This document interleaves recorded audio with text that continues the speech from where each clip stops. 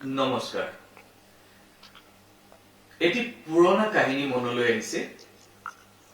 এজন মানুহে বজাৰৰ পৰা এটা ছাগলী কিনি আনিছিল আৰু কান্ধত তুলি লৈ আহি আছিল। সেই সময়ত কেইজনমান দুষ্টই ভাবিলে যে ছাগলীটো তেওঁলোকে কাঢ়ি নি ৰান্ধি মেলি খাব। মানুহজনক বাৰে বাৰে কোৱা হল, হেৰি আপুনি এইটো কুকুৰকে লৈ কান্ধত তুলি লৈ আহিছে, সেইটো কুকুৰহে। মানুহজনৰ প্ৰশ্ন উঠিল, না না এইটোতো ছাগলীহে আছিল, মই ছাগলী কিনি আনিছিলো বজাৰৰ পৰা। সন্দেহ উপজিল। সংশয় আত্মা বিনিশ্যতি, সংশয় আত্মা কেতিয়াও ভাল হৈ থাকিব নোৱাৰে, ধ্বংসৰ পথলৈ আগুৱাই যায়। তথাপিতো তেওঁ বিশ্বাস কৰা নাই যে মই ছাগলী কিনি আনিছো, কোনোবাই মোক এনেও ঠগিবৰ কাৰণে কুকুৰ বুলি কব পাৰে। অলপ আগুৱাই যোৱাৰ পিছত আৰু এজন মানুহে কলে, হেৰি আপুনি এইটো কুকুৰকে লৈ কান্ধত লৈ আহিছে। মানুহজন থতমত খালে আৰু নিজে অলপ ভাবিবলৈ আৰম্ভ কৰিলে যে আচলতে সেইটো কুকুৰেই নেকি। কিন্তু তথাপিতো নাই, নিজৰ মনটোক বুজাব পৰা নাই। আৰু তেওঁ যিহেতু ছাগলী এটা বজাৰৰ পৰা কিনি আনিছিল, ছাগলী বুলিয়ে তেওঁ আগবাঢ়ি থাকিল। অলপ দূৰ যোৱাৰ পিছতে আৰু এজন মানুহে তেওঁলোক লগৰীয়া তিনিজনৰ ভিতৰতে আৰু শেষৰজনে কলে, হেৰি আপুনি এইটো কুকুৰকে লৈ কান্ধত লৈ আহিছে। তেতিয়া মানুহজন সম্পূৰ্ণ স্তম্ভিত হৈ সন্দেহ কৰিবলৈ ললে, আচলতে মই ছাগলী কিনি অনা নাই, এইটো আচলতে এটা কুকুৰহে। আৰু তেওঁ ছাগলীটো মাটিত পেলাই গুচি গল বহুত দুখ মনেৰে।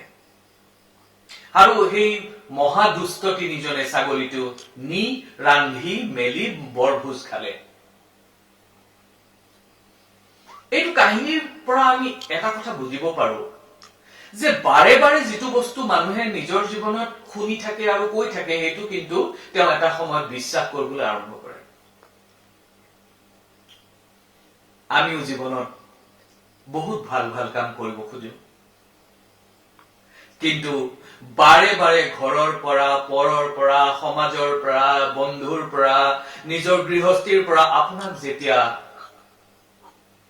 সংশয়ৰ চকুৰে চোৱা হয়, তেতিয়া আপুনি বা ময়ো নিজৰ ওপৰত সংশয় কৰিবলৈ আৰম্ভ কৰো, যিটো নিজৰ বাবে অতি ঘাতক।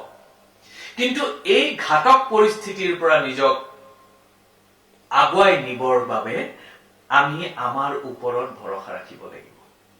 We must trust ourselves. What people say, it doesn't matter to me. What others will think, it should not have any value in front of you. But what you like to do, you just follow your passion.